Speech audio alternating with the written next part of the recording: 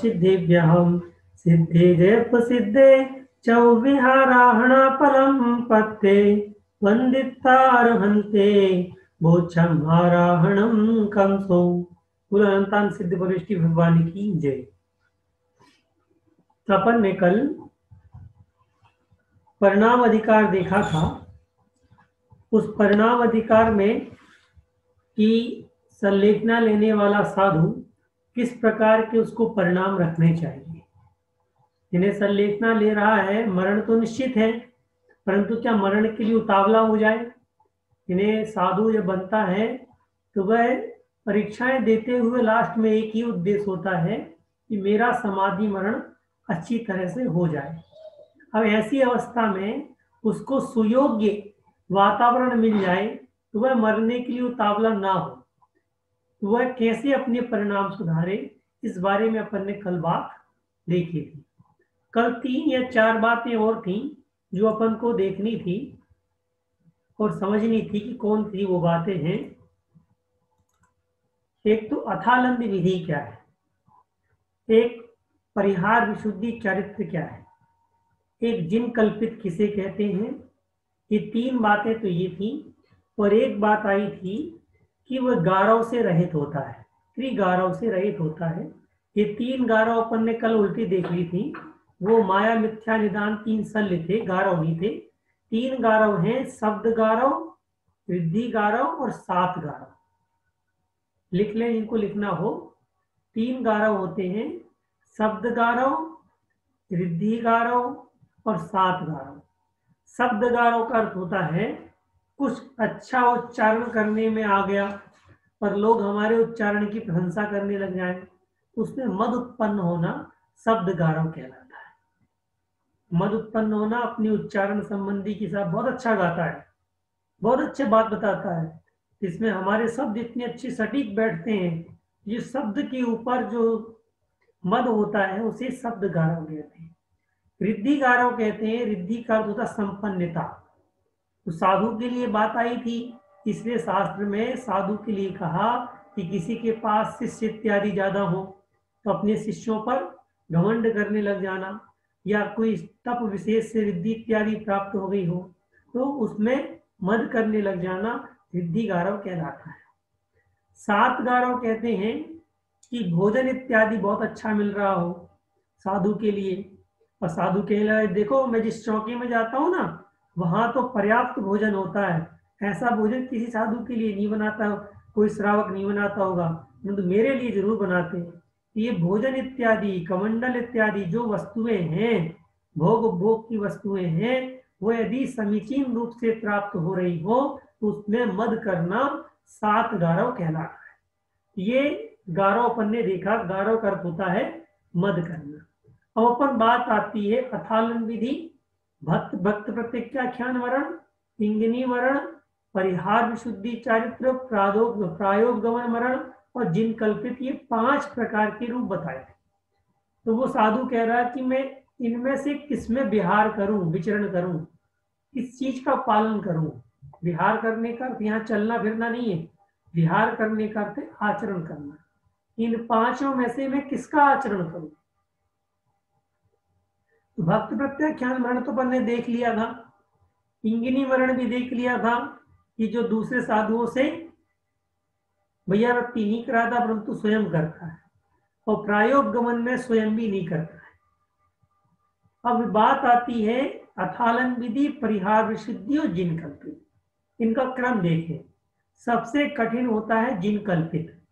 जिन कल्पित का शास्त्रों में उल्लेख कहा गया है, जैसा हमने कल कहानी सुनाई थी आपको, राग द्वेष इत्यादि, राग द्वेष मोह को जिसने जीत लिया है, राग द्वेष मोह को जिसने जीत लिया है, जिनेंद्र भगवान के समान एकाकी गमन करने वाला है और उपसर्ग और परिश्रमों को सहन करने वाला है, ऐसा साधु जिन कल्पित साधु कहलाता है। ये सबसे कठिन बात होती है। उसके बाद बात आती है परिहार विशुद्धि चारित्र। परिहार विशुद्धि चरित्र में भी साधु अकेला होता है, अकेला ही विहार करता है। वह परिहार विशुद्धि चरित्र किसको प्राप्त होता है, जो अपन ने कल बताया था कि 30 वर्ष तक कोई घर में रहे, ठीक है। उसके बाद मुनि अवस्था धारण कर ले। मुनि अवस्था धारण करने के बाद 12 वर्ष तक केवली या श्रुत केवली के पादमूल में रह करके प्रत्याख्यान नामक पूर्व का अध्ययन करें। इन्हें क्या चीज त्याग करनी चाहिए, क्या नहीं करनी चाहिए, ये सब प्रत्याख्यान पूर्व में बताया जाता है। तो प्रत्याख्यान नामक पूर्व का अध्ययन करें, और अध्ययन करने के बाद जब वह अकेले विचरण करता है तब किसी भी जीव की हिंसा ना हो, जीवों की हिंसा का परिहार करता है। परिहार यानी बचाव, दूर करता है। तो जीवों की हिंसा को से दूर होता है, उसे परिहार विशुद्धि चारित्र होता है। परिहार विशुद्धि चारित्र वाले जो मुनि महाराज होते हैं वो दिन में केवल 4 कोस तक ही गमन करते हैं, इससे आगे गमन नहीं करते। इसलिए जमीन में फूक फूक के कदम रखते। फूक फूक कहने बड़ा सोच विचार करके कदम रखते हैं, अधिक विहार नहीं करते हैं। और इनके लिए चतुर्मास इत्यादि 4 महीने का चतुर्मास वर्षा काल जरूरी नहीं होता है। क्यों जरूरी नहीं होता है? क्यों जरूरी उनके लिए है जो मुनि महाराज विहार करते हैं और हिंसा होती है। तो 4 महीने अधिक हिंसा होती है, इस कारण वो एक स्थान पर रुक जाते हैं। पर जो मुनि महाराज 12 महीने तक जीव हिंसा से रहित होने का प्रयास करते हैं, बड़े सोच समझ करके कदम आगे बढ़ाते हैं, 4 कोस से आगे नहीं चलते हैं, देख देख करके चलते हैं, उनके लिए जीव हिंसा का कोई प्रश्न होता नहीं है। इसलिए उनको चतुर्मास की आवश्यकता नहीं होती। अब बात आती है अथालन विधि की। अथालन विधि में भी नियम है। अथालन विधि का जो अपन ने कल समझा था, 12 साल का जो विधि बताई है वो नहीं है। अथालन विधि का अर्थ होता है कि एक ही संघ में 4 साधु, 5 साधु, 6 साधु, 7, 8, 9 साधुओं का एक समूह बना लेते हैं, और वो समूह एक साथ एक सी विधि का पालन करते हैं। क्या? जैसे परिहार विशुद्धि चरित्र में कर रहे थे ना, परंतु वहां अकेले थे। परिहार विशुद्धि चरित्र और अथालन विधि में अंतर इतना है कि परिहार विशुद्धि चरित्र वाले जो मुनि महाराज हैं वो जिस विधि का पालन करते हैं वो अकेले करते हैं, उनके साथ कोई नहीं होता। अथालन विधि में वही चरित्र जो परिहार विशुद्धि चरित्र वाले पालन कर रहे थे, वही चरित्र का पालन अथालन विधि में 4, 5, 6, 7, 8 और 9 साधु तक एक साथ होते हैं, तो वो पालन करते हैं। अब वो ये सब क्या है, ये सारी जो चीजें उत्कृष्ट तप हैं।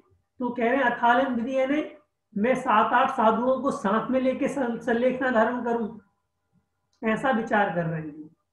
तो और ऐसे साधु जो हैं 30 साल तक घर में रहते हैं। अथालन विधि का भी यही रूल्स है, 30 साल तक घर में रहते हैं और 19 साल तक मुनि दीक्षा होनी चाहिए उसकी। प्रत्याख्यान पूर्व का पाठ नहीं कर रहे हैं, 19 साल की मुनि दीक्षा होनी चाहिए, उसके बाद वो अथालन विधि का पालन कर सकते हैं। उससे कम उम्र की साधु दीक्षा हो तो अथालन विधि का पालन नहीं होता है।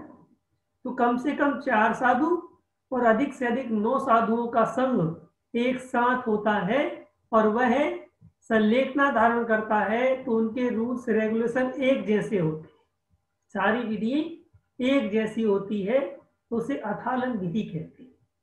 तो ये 5 प्रकार के अपन ने देखा, वो विचार कर रहे हैं कि मैं कौन सा आचरण करूं। तो ऐसा परिणाम के ऊपर अपन ने कल देखा था। आज अपन देखते हैं परिग्रह त्याग अधिकार। परिग्रह त्याग अधिकार देखते हैं। संयम साधन निमित्तम उबधिम मोत्तूर्ण शेषयम उबधिम। दिखाई दे रहा होगा सबको ना? तो संयम साधन मित्थम उबधिम मोत्तूर्ण शेषयम उबधिम पजहदि विशुद्ध लेशो साधु मुक्तिम गवेशंतो, साधु मुक्तिम गवेशंतो। पढ़ते एक बार। संजम साधन मेत्तम उबधिम मोत्तूर्ण से स्वयं उबधिम पजहदि विशुद्ध लेसो साधु मुक्तिम गवे संतो, साधु मुक्तिम गवे संतो। गवे संत में सत्य प्रत्यय है संस्कृत वालों का, और इंत प्रत्यय प्राकृत में होता है। वो है गवेषणा करता हुआ, यानी खोजता हुआ। गवेषणा करते क्या है? खोजना। गवेषणा करते क्या है? खोजता हुआ। परंतु मूल शब्द जो है गवेषणा में गो यानी जाने की क्रिया में लगा हुआ है। अपन लोग देखते हैं गोधूली बेला, जानते हैं क्या किसे कहते हैं? जब गाय जंगल से लौट के आती है और अपने खुरों से धूल उड़ाती है, उस समय को गोधूली बेला कहते हैं। वो क्या है?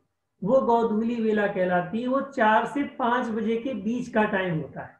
ना संध्या होती है, यानी ना तो रात होने वाली होती है, और ना सूरज डूब रहा होता है। सूरज डूबने को होता है, सूरज डूबा नहीं होता है।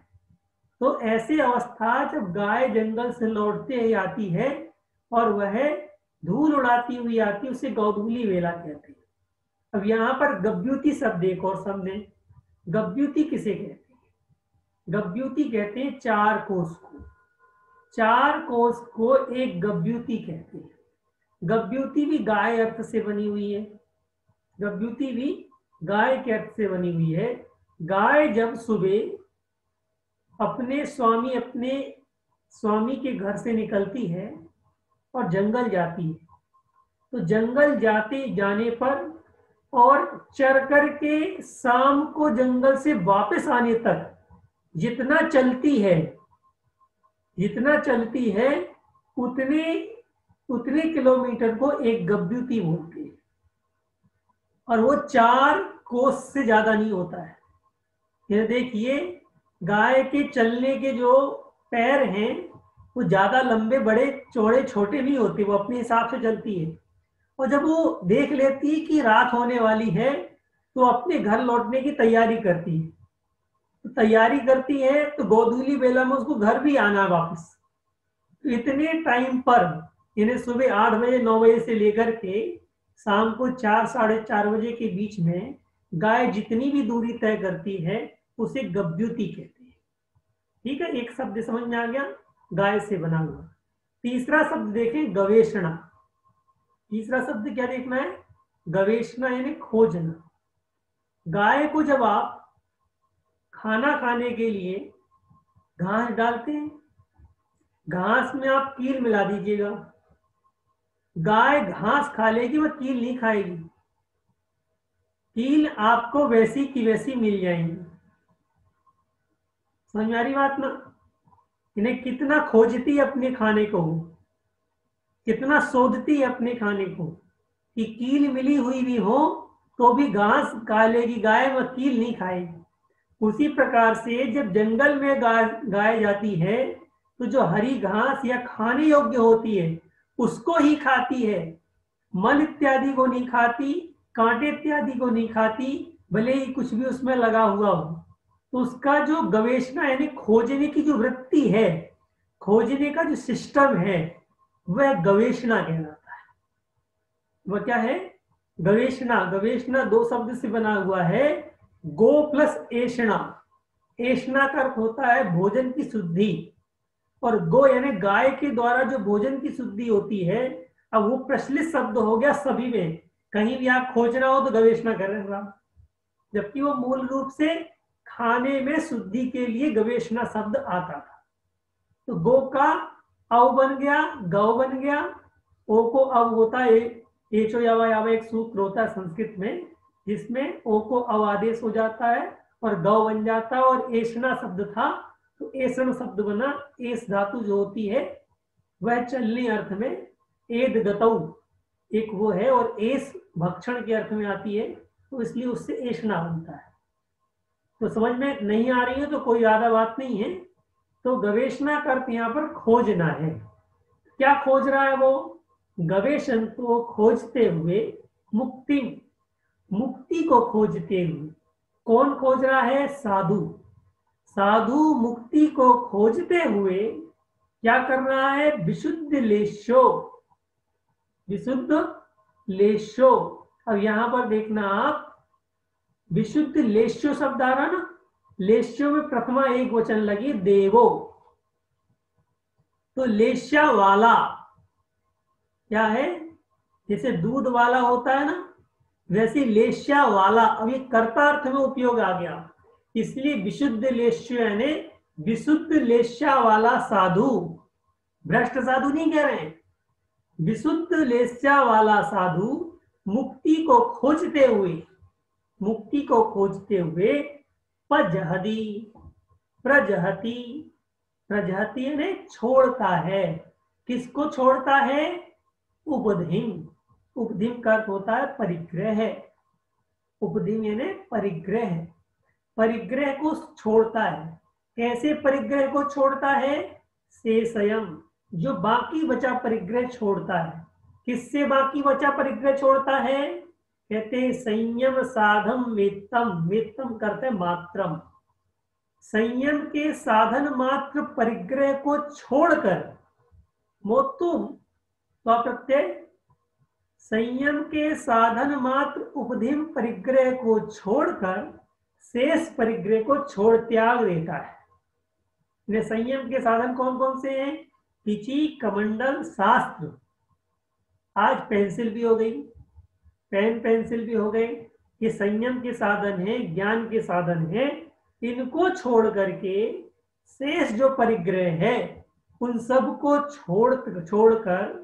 छोड़ता है। ऐसा विशुद्ध लेशा वाला साधु कौन? जो मुक्ति को मार्ग को खोज रहा है। बात समझ आ गई होगी। अपन ने पीछे से देखा था, पूरा सही बैठ गया।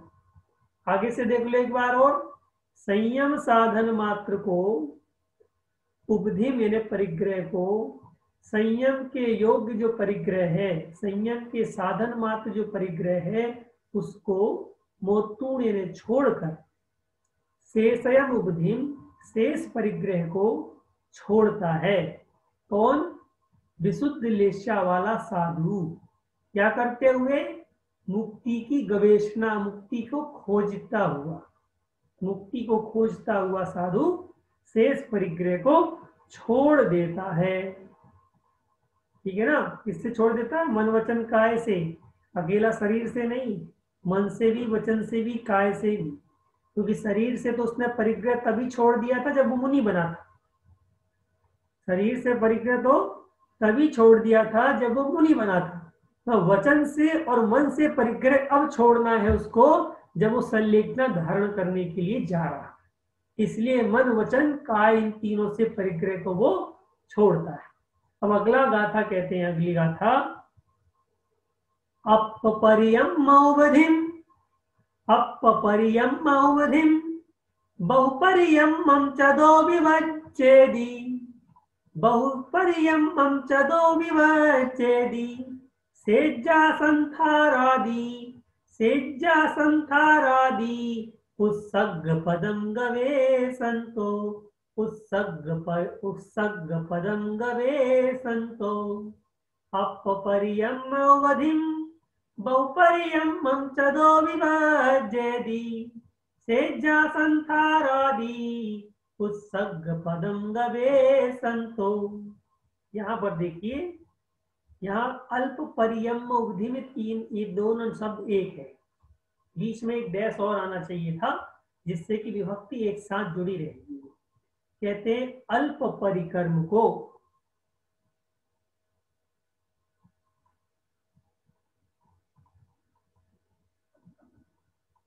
और किसको त्यागता है वो? कहते हैं अल्प परिकर्म करता हुआ। परिकर्म यानी चर्या, परिकर्म यानी जो अपन ने पहले बताया था अभ्यास करता है परिकर्म का। तो उपधिम यानी परिग्रह को। कैसा परिग्रह? जो अल्प परिकर्म वाले परिग्रह हैं उनको। बहुपरिकर्मम च, और बहुपरिकर्म, बहु अभ्यास वाले ने, बहुत क्या कहते हैं, मेरे बहु परिग्रह वाले, जो ज्यादा परिग्रह से मुनि महाराज के लिए एक शास्त्र पढ़ना है, तो पूरा बैग, 2 बैग, 3 बैग, 4 बैग साथ में चलते हैं। तो पहले के जमाने में तो मुनि महाराज के लिए एक शास्त्र पढ़ लिया, वहीं छोड़ दिया, दूसरा शास्त्र ले लिया, वो ऐसा करते थे। तो आज जब जमाना हो गया कि सारे शास्त्र रखना है, तो कई चीजें ऐसी होती हैं जो बहुपरिक्रम में आती हैं। बहुत सारी चीजें बहुपरिक्रम में आती हैं, उपयोगी अभी नहीं है तात्कालिक, तो बाद में उपयोगी हैं। ऐसे उपधिम यानी परिग्रह को, दोनों परिग्रह को वज्जेदी यानी छोड़ता है। वज्जेदी यानी छोड़ता है। कौन छोड़ता है? कौन छोड़ता है? गवेशन, तो गवेषणा करता हुआ। किसकी गवेषणा करता हुआ? उत्सर्ग पदम, उत्सर्ग पदम, त्याग, उस त्याग करते हुए, त्याग करने वाला, त्याग परिग्रह का त्याग करते हुए, गवेषणा खोजते हुए कि किस प्रकार से परिग्रह का त्याग किया जाए, ऐसा खोजते हुए सेज्जा संथारादि, सेज्जा संथारादि का होता है। सेज्जा यानी सैया, तखत, पाटे, चटाई, ये सब क्या है? सैया। संथरा, संथारा यानी जो घास फूस को बना करके ठंडी के टाइम पे मुनि महाराज लेटते हैं ना, उसे संथार कहते हैं। और समाधि के टाइम पे संथारा, श्वेतांबर परंपरा में संथारा इसी को कहते हैं। समाधि के टाइम पर विशेष रूप से उसकी तखत इत्यादि बिछाया जाता है, उसमें उसको बैठाया जाता है, उसमें वो क्या कहते हैं, उसमें वह नियम लेकर के कि मैं अब इसमें समाधि ले रहा हूं, तो उस आसन के कारण से उसको संथारा कह दिया। तो संस्तर का अर्थ होता है समाधि के योग्य आसन, और उसी का प्राकृत नाम संथारा है। जबकि हिंदी संस्कृत नाम संस्तर होता है। संस्तर यानी आसन, और प्राकृत में संथारा है। और वो संथारा शब्द आज भी श्वेतांबर परंपरा में चलता है कि संथारा ले रहे हैं, ठीक है, जो प्राकृत का ही है। तो बहुकर्म, बहुपरिकर्म और अल्प परिकर्म वाले दोनों प्रकार के परिग्रहों को छोड़ता है। कौन से परिग्रह को? सेज्जा, सैया और संसार आदि जो उत्सर्ग पद हैं, उन सब की खोज करता हुआ छोड़ देता है। कि जैसे मुनि महाराजों के साथ पाटे चलते हैं, कि साहब कहीं जंगल में व्यवस्था ना हुई तो समाज के लोग पाटे लेके आते हैं। कई मुनि महाराजों के साथ आसन चलता है, जैसे बड़े बड़े आचार्यों के साथ आजकल आसन चलने लगे कि मुनि महाराज कहीं भी चले जाएं, उनका आसन फिक्स है कि साहब इस आसन में ही बैठना है, मुझे पूरा जिंदगी भर उसी आसन में बैठना है। जबकि पहले ऐसा नहीं था। पहले तो मुनि महाराज के आचार्य महाराज कोई हो, कोई आसन लेके नहीं चलता था। सबके सब जिस गांव में जैसी व्यवस्था होती थी वहां पर जाकर के बैठते थे। यहाँ तक कि कहीं कहीं गांव में तो पाटे भी नहीं मिलते थे, तो क्या करते थे वो लोग कि जो पाटे टूटे फूटे, जैसे ही पाटे उनको जोड़कर एक आसन बना दिया, महाराज इसमें बैठ जाओ। कई गांव तो ऐसे हैं, अब जा रहे हैं जंगल से, अब आसन ही नहीं है, तो अब आचार्य महाराज को बैठालना है, क्या करेंगे? शिला मिल जाएगी, शिला में महाराज को बैठा दिया, मुनि महाराज सब नीचे बैठ गए, तो ऊंचा आसन दे दिया। रोड में महाराज को बैठा देते थे, नीचे बैठ जाते सब कि महाराज आप रोड में ऊपर कंक्रीट बैठ जाइए, हम सब नीचे बैठ जाएंगे। तो उच्च आसन बस देने की बात थी। तो ये आसन इत्यादि की जो परंपरा आजकल चल पड़ी है, कि हर साधु अपने अपने आसन लेके जाने लगे, और फिर कहने लग जाते हैं कि साहब ये तो श्रावकों की व्यवस्था है, श्रावक ने ला के दे दी, अब मना कर दो कि साहब मेरे साथ ये लाकर मत रखो, मैं इसका उपयोग नहीं करूंगा। तो दूसरे दिन से श्रावक भी लाना बंद कर देगा। जो जिस समाज में जैसा साधु जाए, उसके लिए जैसा आसन है वो आसन उसके लिए हो जाएगा। तो जो संस्था है, सेज्जा और संथार यानी सैया और आसन, वसति इत्यादि जो पहले उसके पास थे, उन सब का भी गवेषणा करता हुआ कि साहब समाधि में इसकी आवश्यकता नहीं, अलग करो। पहले में पाटे में सोता था, कोई और नहीं सोता था, अब इस पाटे को अलग करो, मुझे चाहिए नहीं। तो धीरे धीरे करते हुए बहुपरिग्रह और अल्प परिग्रह जो साधु के पास हैं, जो अनावश्यक उपयोगी तो है, ऐसा नहीं कह सकते साधु के पास जो पुस्तक इत्यादि है ये सब उपयोगी नहीं है, उपयोगी तो है, परंतु अभी उपयोगी नहीं है, उन सबका संलेखना की टाइम त्याग कर देता है। ठीक है जी। तो इस प्रकार से साधु इन चीजों का त्याग करता है। अब त्याग करने के बाद क्या होता है उसके, कहते हैं 5 प्रकार का विवेक से रहित मरण असमाधि है।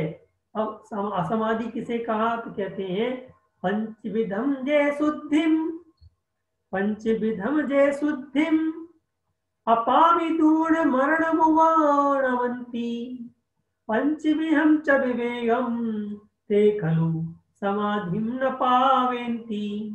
पंचविहम जे शुद्धिम, जो 5 प्रकार की शुद्धि को अपाविदूर्ण प्राप्त न करके, जो 5 प्रकार की शुद्धि को प्राप्त न करके मरणम उपणवंती, मरण को प्राप्त हो जाता है।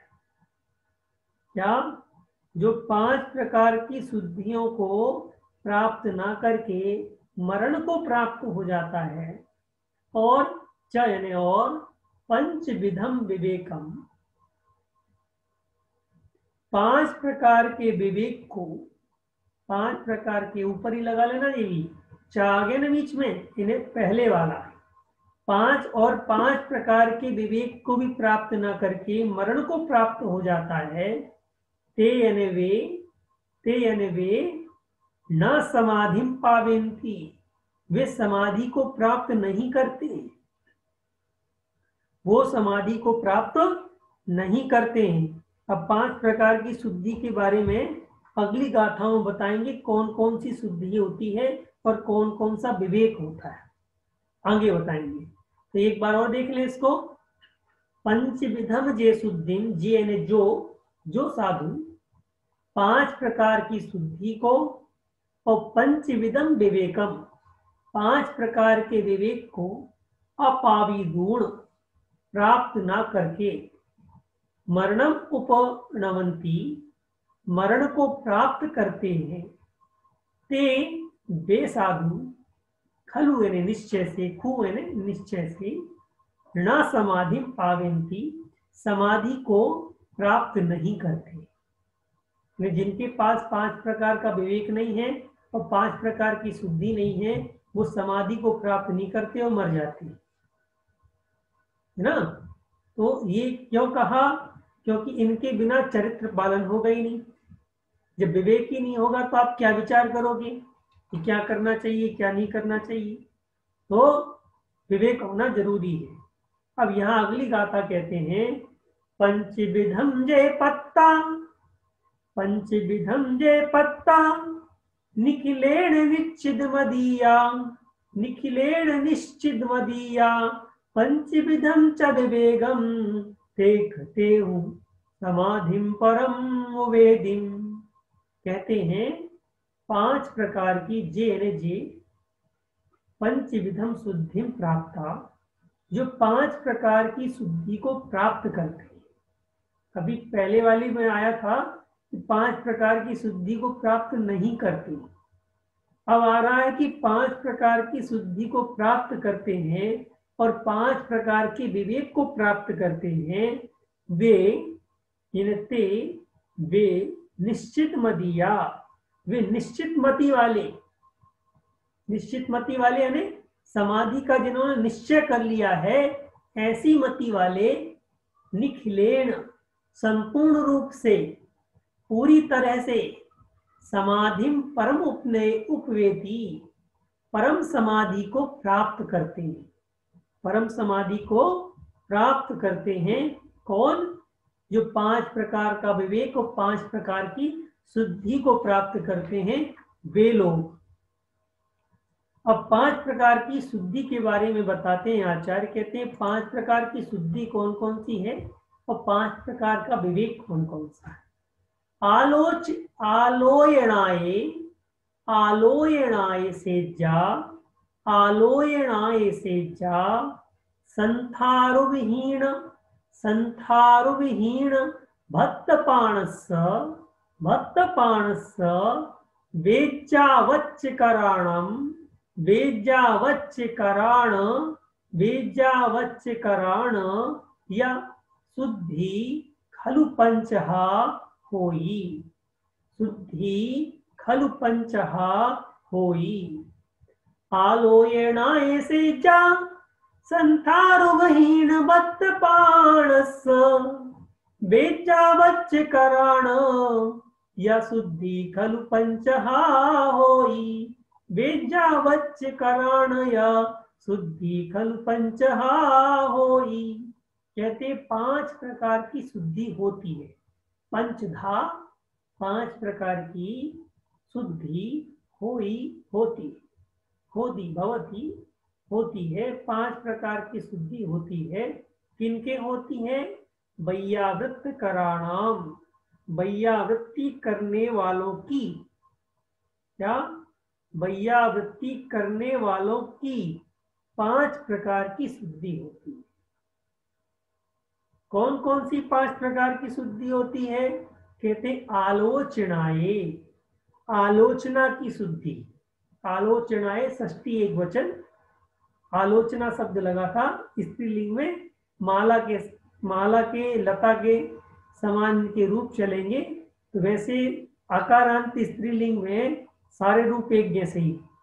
तृतीया, चतुर्थी, पंचमी, षष्ठी, सप्तमी सबके एक वचन एक जैसे चलते हैं, इसलिए जिसमें जो बैठता है वो लगाना अपन को।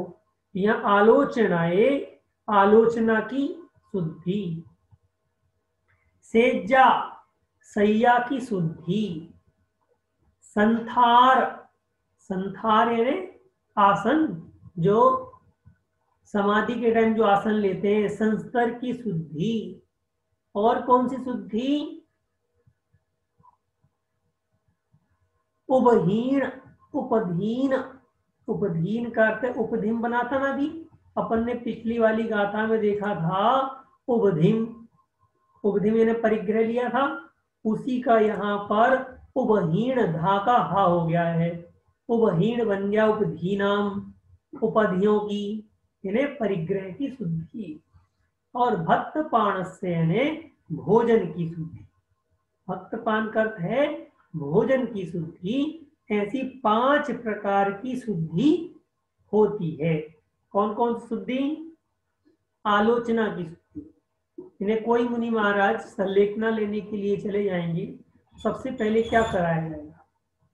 आलोचना कराई जाएगी कि जीवन भर जो आपने पाप किया हो, छल कपट किया हो, किसी से ना बताया, अपने मन में ही धारण कर रखा हो कि मैंने यदि ऐसा कुछ कह दिया तो शायद मेरी बदनामी ना हो जाए, इस कारण मैंने किसी से नहीं कहा, इस कारण मैंने किसी से नहीं कहा। परंतु जब आप संलेखना लेने जाएंगे तो निर्विकल्प होना जरूरी है, मन से सारे बोझ हटाना जरूरी है। तब आचार्य के पास जाकर के आपको निवेदन करना पड़ेगा कि महाराज ये कोई भी पाप हो, जघन्य से जघन्य भी पाप किया हुआ है, तो भी आचार्य के सामने, निर्यापक के सामने अपने सारे दोषों को बताना पड़ेगा। यदि नहीं बताया तो वह दोष मन ही मन अपने आप को चेटता रहेगा कि देखो मैंने पाप किया था, मैं पाप किया था, मैंने पाप किया था, मैंने गलत किया था। अब ऐसा मन यदि दुखी होता रहेगा तो संलेखना में उत्साह पैदा नहीं होगा कि मैं संलेखना ले रहा हूं, मैं समाधि ले रहा हूं, उत्साह पैदा नहीं होगा। इसलिए साधु की आलोचना करवाई जाती है अकेले में, जिसमें गुरु महाराज और वह संलेखना लेने वाला साधु 2 ही व्यक्ति होते, तीसरा कोई नहीं होता। और जिसकी संलेखना ली जा रही है, जो संलेखना ले रहा है, जब तक वो संलेखना उसकी पूरी नहीं होती तब तक गुरु महाराज उसकी एक भी बात कहीं लीक नहीं कर सकते, किसी को बता नहीं सकते, बताएंगे ही नहीं, कभी जीवन भर नहीं बताएंगे कि ऐसा साधक आया था वैसा किया, नहीं बताएंगे। उदाहरण के तौर पर उसका नाम छुपा करके बता सकते हैं कि ऐसे भी होते हैं लोग, परंतु उसका नाम कभी उजागर नहीं करेंगे। यदि उजागर कर दिया तो साधु की समाधि अच्छी हो गई, लोक में ख्याति हो गई, और उसकी बुराई सुनेंगे तो फिर लोग कहेंगे यार मर गया तो मर गया, परंतु आदमी अच्छा नहीं था, भले ही समाधि कर लिया।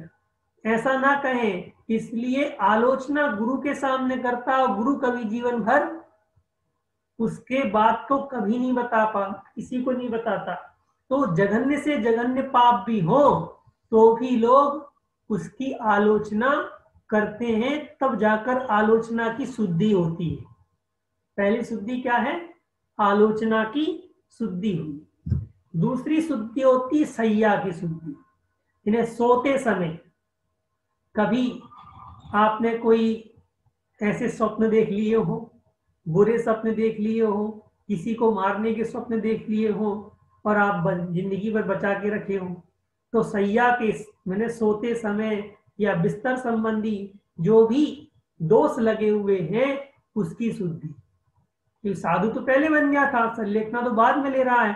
तो पाटा इत्यादि है, कभी कोई गड़बड़ हो गई हो, यानी ऊंचा नीचा पाटा हो गया हो, किसी दूसरे के पाटे में आकर बैठ गए हो, अपना पाटा नहीं है, ठीक है ना, कोई दूसरे महाराज आए, उन्होंने तो साफ सफाई की और अपन जाके बैठ गए, तो क्या कहेगा साधु? देखो सारी सफाई तो मैंने की, पीछे से मार्जन मैंने किया और आके ही बैठ गए। या कभी कभी पीछी बदल जाती है, कभी कभी कमंडल बदल जाता है। एक साधु दूसरे साधु का कमंडल लेके नहीं जा सकता उससे बिना पूछे, जबकि कमंडल गुरु ने दिया, पानी समाज ने डाला, फिर भी पूछना किससे है? जिसका है उसको दिया ना, उससे पूछ के ले जाएंगे। तो कई बार साधु लोग आपस में 5-7 साधु अपना सामंजस्य बना के रखते हैं, महाराज 4 कमंडल कौन उठाए, 1 कमंडल रख दो कहा दरवाजे के पास, जो भी महाराज सोच के लिए जाए कमंडल उठा के ले जाओ, किसी से पूछने की आवश्यकता नहीं, अपन सबका 5 का एक है आज के लिए, तो कर लेते हैं। ऐसे सैया की शुद्धि है ने, पाटे इत्यादि में बदलाव हो जाए, कोई दोष उत्पन्न हो जाए, उसकी शुद्धि। संथार यानी आसन की शुद्धि। कभी कभार मुनि महाराजों में ऊंचा आसन नीचा आसन, मैं बड़ा था मुझे पहले बैठना था, आप छोटे थे आपको बाद में बैठना था, फिर भी आप आगे पहले बैठ गए, मेरे आसन में बैठ गए, भूल चूक हो जाती है। इन्हें कभी पता चलता कि बड़े महाराज बीमार हैं और छोटे महाराज आ गए हैं, तो उनको तो लगता है कि बड़े महाराज बीमार हैं तो वो आएंगे नहीं आज, इसलिए आचार्य महाराज के पास जो खाली है उसमें जाके दूसरे महाराज बैठ गए, और अचानक से जो बड़े महाराज थे वो उठ करके आ गए कि साहब आचार्य महाराज के दर्शन करने थे, तब क्या होगा? उन महाराज को उठना पड़ेगा, उनके आसन में वो नहीं बैठ सकते, उनका नंबर है, क्रम है, इसके बाद ये बैठेंगे। तो आसन की शुद्धि। उपधीन यानी परिग्रह की शुद्धि होनी चाहिए। इसकी शुद्धि परिग्रह की शुद्धि। कौन से परिग्रह की? साधु जब साधु बनता है तो कपड़े भी छोड़ देता है, अब कौन सा परिग्रह बचा? अभी मन में जो कसाए हैं वो परिग्रह हैं। परिग्रह 24 वेद त्याग करे मुनिराज जी। परिग्रह कितने प्रकार का होता है? 24 प्रकार का होता है। उसमें से 10 प्रकार का बाह्य परिग्रह और 14 प्रकार का अंतरंग परिग्रह होता है। उस अंतरंग परिग्रह में कसाय मुख्य होती है। जब तक मन में कसाय है तब तक परिग्रह होता रहता है। जैसे एक उदाहरण सुनाता हूं आपको। एक मुनि महाराज, उन्होंने दीक्षा ले ली। दीक्षा लेने के बाद कई वर्ष हो गए, और कई वर्ष होने के बाद वो विहार करते हुए उसी नगर में आए जहां वो मुनि महाराज थे, और उनकी संलेखना होने वाली थी। और वो उधर पर आए तो कई लोगों ने बताया कि महाराज जी जब गृहस्थ अवस्था में महाराज थे ना, इनकी अपने भाई से नहीं बनती थी कभी, और आज इस नगर में आए हैं तो हम पक्का मानते हैं कि अपने भाई के यहाँ भोजन करने नहीं जाएंगे। तो उनके आचार्य महाराज ने देखा पहले दिन कि भाई सही बात है, वो सब खड़े हुए हैं, परंतु ये उधर आंख में उठा के नहीं देखी उन्होंने और नहीं गए। दूसरे दिन आचार्य महाराज ने कहा उन साधु को कि मेरा आदेश है कि आज तुम आहार की आंकड़ी में अपने भाई के घर जाना ही कहोगे। क्या महाराज ऐसा मत कहो, मैं भूखा मर जाऊंगा। वो लोग चौके में खड़े नहीं होंगे, कुछ भी हो तुम्हें वहीं जाना है बस। अब सबके सब निकले आहार करने के लिए, और जब सारे साधु निकल गए और वो महाराज भी निकल गए, सारे साधु निकल गए, विधि नहीं मिली, और वो घर वाले सबके सब चौके से उठ करके ऊपर चले गए। इतने में आज लोगों की आवाज आती है, महाराज आ रहे, महाराज आ रहे। तो उन्होंने कहा कि ये वही महाराज अपने घर तो नहीं आने वाले, जाने दो। आकर के उनके चौके में खड़े हो गए। अब लोग चिल्लाने लगे, भाई तुम्हारे घर महाराज आ गए, आओ तो ऐसा ही नीचे। वो नीचे आए, पड़गाहन किया, परिक्रमा लगाई, महाराज को ऊपर ले गए। अब बड़ा भाई क्या सोच रहा है कि ये आहार लेंगे कि नहीं लेंगे, तो पीछे हट रहा है, पीछे हट रहा है, और दूसरे लोगों कह रहा भाई आप दे दो, आप दे दो। इतने में आचार्य महाराज अपना आहार करके आ गए, और आने के बाद दोनों मुनि महाराज को और बड़े भाई को संबोधन दिया। अब ये महाराज बन गए, तुम्हारे भाई नहीं है। शत्रुता थी गृहस्थ जीवन की, उसी जीवन में खत्म करो। दोनों की आंखों से आंसू आ गए। बाद में महाराज ने आंसू रुकवाए कि भाई जैन दर्शन में आहार करते हुए साधु के आंख से आंसू निकल जाएं या श्रावक के आंसू निकल जाएं तो अंतराय हो जाता है, उनका ज्यादा मत रो, छलकना नहीं चाहिए आंसू। और फिर आहार करवाया। बाद में वो दोनों के दो परिवार जो थे, वो मुनि महाराज का परिवार, बड़े भाई का परिवार, सबके सब महाराज के पास आए, क्षमा मांगी कि महाराज आप तो वीतरागी हो गए, फिर भी आज तक हम द्वेष रखते रहे कि आप हमारे महाराज नहीं हैं। क्षमा मांगी तो महाराज के मन से वो परिग्रह यानी वो जो कसाई थी वो निकल गई।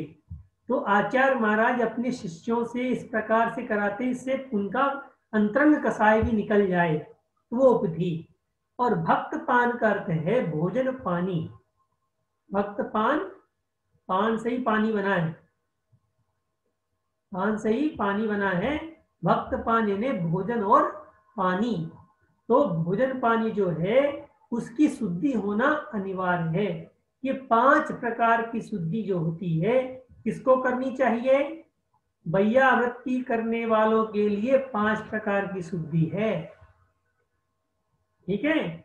और उसके बाद आगे बताते हैं, अहवा अहवा दंसरणाण, अहवा दंसरणाण चरित्र शुद्धीय विनय शुद्धीय, विनय शुद्धीय आवासय शुद्धि पंचवियप्पा हवदि शुद्धि, पंचवियप्पा हवदि शुद्धि। अहवा दंसरणाण चरित्र शुद्धि विनय शुद्धि आवासय शुद्धि पंचवियप्पा हवदि शुद्धि।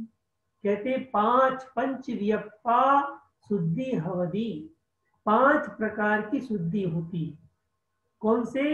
जो विवेक शुद्धि बताई ना पीछे अपन ने, 5 प्रकार की विवेक की शुद्धि, तो 5 प्रकार का विवेक की शुद्धि होती है। कौन कौन सी शुद्धि होती है? दर्शन शुद्धि अथवा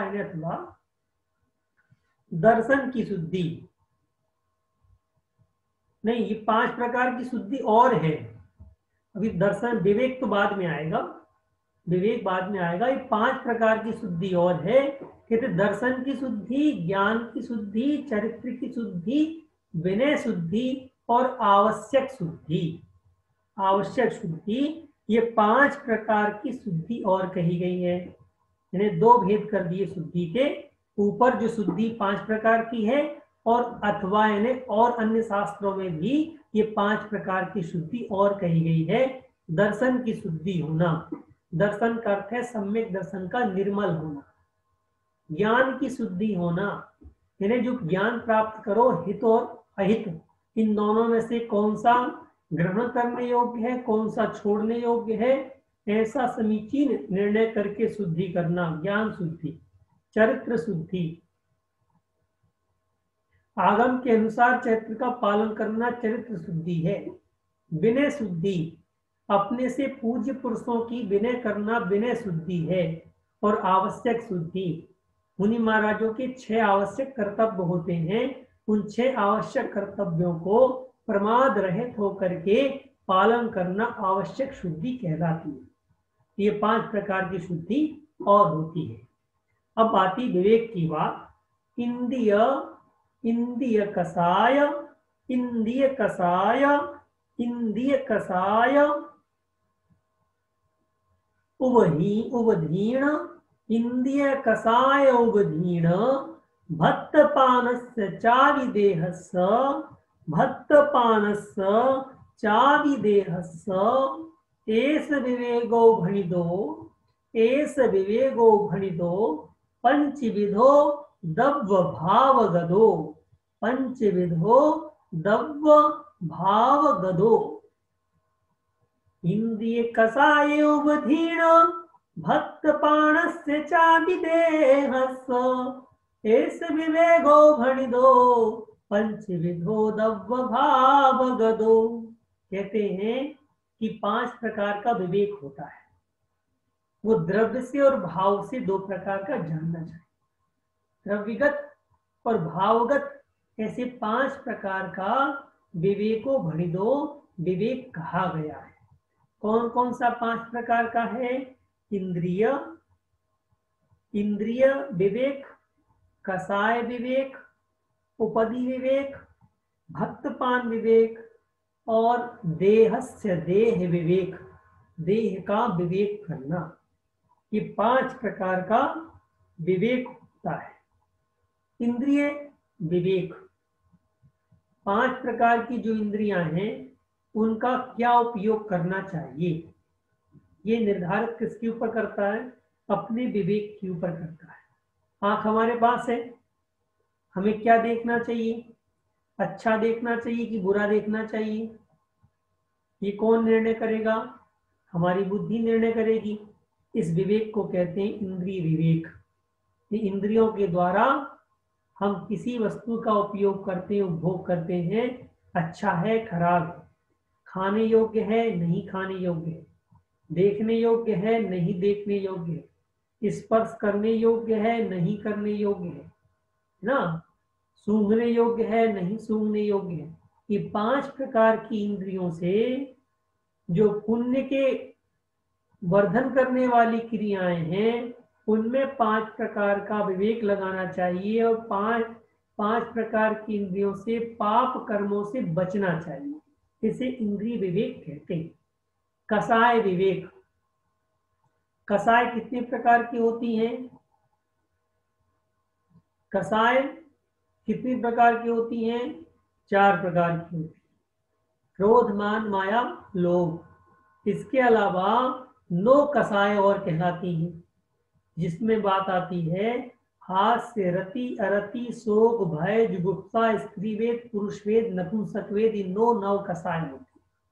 हंसना, हास्य, रति राग करना, द्वेष करना, हास्य, रति, अरति, शोक, शोक करना, भय डरना, हास्य, रति, शोक, भय, हास्य, रति, अरति, शोक, भय, जुगुप्सा, जुगुप्सा यानी ग्लानि करना, स्त्रीवेद, पुरुषवेद, नपुंसक वेद, मैं स्त्री हूं, मैं पुरुष हूं, वो नपुंसक है, इस प्रकार से विचार करना। ये 9 कषाय कहलाती है। तो मुनि महाराज के कितनी कषाय होती हैं? 6ठे गुण स्थान में अनंतानुबंधी की 4 और अप्रत्याख्यानावरण की 4, ये 8 कषाय नहीं होती। और 6ठे गुण स्थानवर्ती में प्रत्याख्यानावरण की 4, ये 12 कषाय नहीं होती है। और संजुलन की 4 और 9 कषाय होती। इसलिए मुनि महाराज कभी कभी हंस भी देते हैं।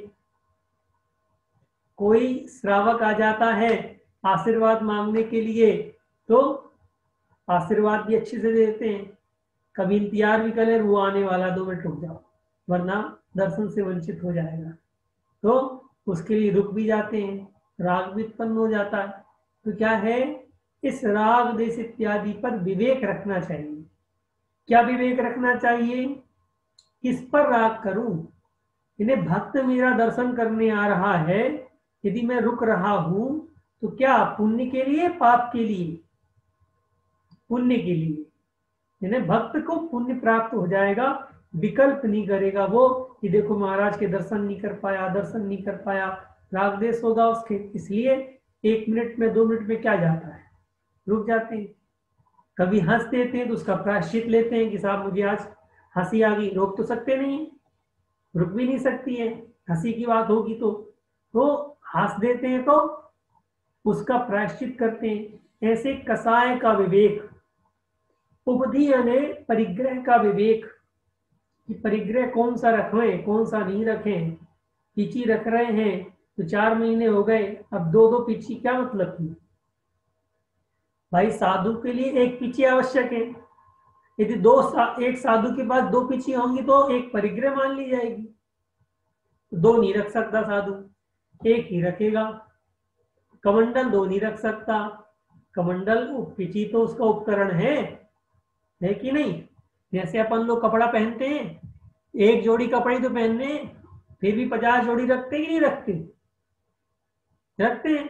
उसी प्रकार साधु सोचे मुझे पिची तो मेरा उपकरण है, अब मैं 1 रखूं, 1000 रखूं, 10 रखूं, परंतु नहीं, कहा जो उपयोग में आती है वह पिची तुम्हारे लिए संयम का उपकरण है, और जो उपयोग में नहीं आती संयम का उपकरण होने के बाद भी वह परिग्रह की श्रेणी में आएगा।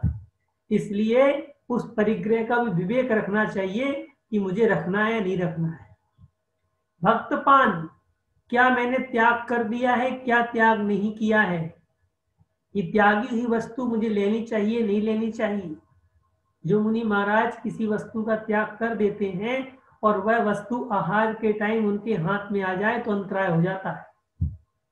क्या अंतराय हो जाता है? भूल से भी आ जाए तो भी अंतराय कहलाता है।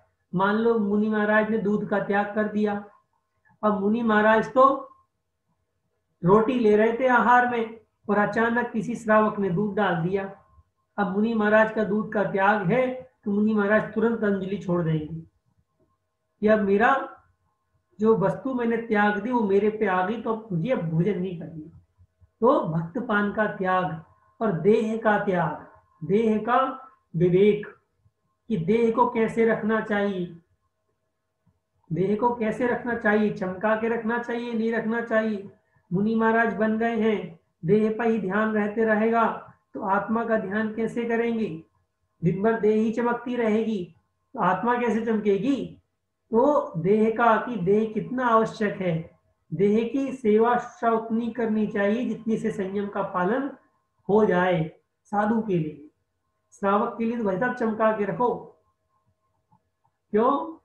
साधु के लिए कुछ क्रियाएं ऐसी हैं जो वर्जनीय है, मगर श्रावक के लिए वो क्रियाएं करने योग्य हैं। ये साधु जैन साधु में, साधु दिगंबर जैन साधु में साधु नहाते नहीं है, उनके लिए वर्जनीय है। वह श्रावक के लिए का बिना नहाए तो श्रावक नहीं है, नहा और नहाने के बाद पूजन भक्ति कर श्रावक है, सभी श्रावक कहलाएगा। तो उसके लिए श्रावक के लिए कर्तव्य है। तो कुछ ऐसी क्रियाएं हैं जो साधु के लिए वर्जनीय और श्रावक के लिए आवश्यक हैं। तो देह का विवेक साधु रखता है। ये 5 प्रकार का जो है विवेक होता है। इन 5 प्रकार के विवेक के अलावा और भी 5 प्रकार का विवेक कहा है, अथवा अहवा अथवा शरीर से जा संथारु विहीन भक्तपाण स, वही पूरी बात आ गई। वहां पर केवल शुद्धि थी। देखिए यहां पर शुद्धि खलु पंचहा होई, और अगली गाथा में होई विवेको तथा चैव, वो 5 की वही चीज है। वहां आलोचना थी, यहां शरीर आ गया। अथवा शरीर से जा संथार उपधीन भक्त पानस्य वेज्जा वेज्जावच्चकराणय होई विवेको तहा चैव। कहते हैं उसके विवेक होता है। किसके होता है? वैयावृत्ति करने वालों के लिए विवेक होता है 5 प्रकार का। शरीर, शय्या, संस्तर, उपधि यानी उपधि और भक्तपान, ये 5 प्रकार का विवेक और भी अन्य आचार्यों ने कहा है। इसमें से पहले वाले में भक्तपान भी आ गया था। ये 5 प्रकार का विवेक और होता है। अब इस जो अधिकार है ये लास्ट है गाथा, ये अधिकार ही समाप्त हो जाएगा परिग्रह का। पढ़ते हैं, सवत्थ सवत्थ दब्ब पज्जय ममत्त ममत्त संग विजडो विजडो पणिहिरप्पा पणिहिदप्पा निप्पणय निप्पणय प्रेम रागो निप्पणय प्रेम रागो उवेज्य उवेज्य संवत्थ समभावम समभावम संवत्थदव्वपज्जय ममत्त संग विजडो पणिहिदप्पा निप्पणय प्रेम रागो उवेज्य संवत्थ समभावम।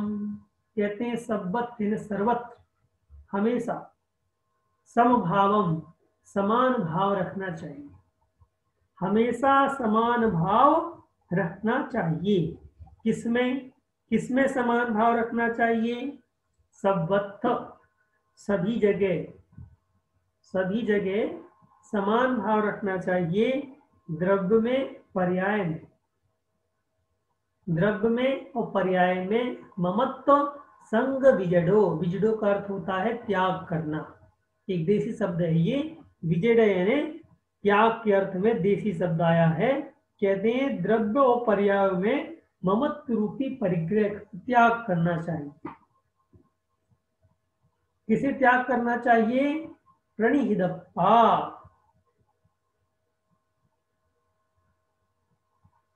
प्रणिहिदप्पा जो प्राणी, जो हितकारी जो आत्मा है, जो अपना हित चाहती है, जो आत्मा अपना हित चाहती है, वह सभी पदार्थों में द्रव्य और पर्याय के जो ममत्व है उसके परिग्रह को त्याग करना चाहिए यदि अपनी आत्मा का हित चाहता है तो।